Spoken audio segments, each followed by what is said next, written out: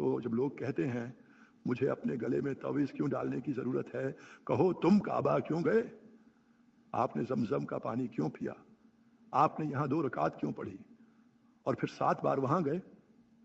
کیونکہ وہ سب وسیلہ تھا، تبرک لینے کا یہی ایک ذریعہ تھا۔ اگر تبرک کے بغیر وسیلہ ہے پھر کیوں کرو گے؟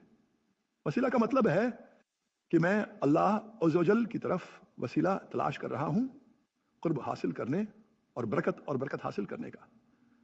تو جیسے ہی اولیاء ہمیں پہننے کے لیے ایک تعویذ دیں، یہ وسیلہ ہے، اپنی حفاظت کا کوئی ذریعہ تلاش کرو اور برکتیں حاصل کرنا۔ جیسے ہی یہ نعمتیں بندے پر آتی ہیں تو کیا ہوتا ہے؟ بندے کے دل سے ایک نورانی روشنی پھوٹنے لگتی ہے بِإِذْنِ اللہ عز و جل کے حکم سے، جو شیاطین کو دور کرتی ہے۔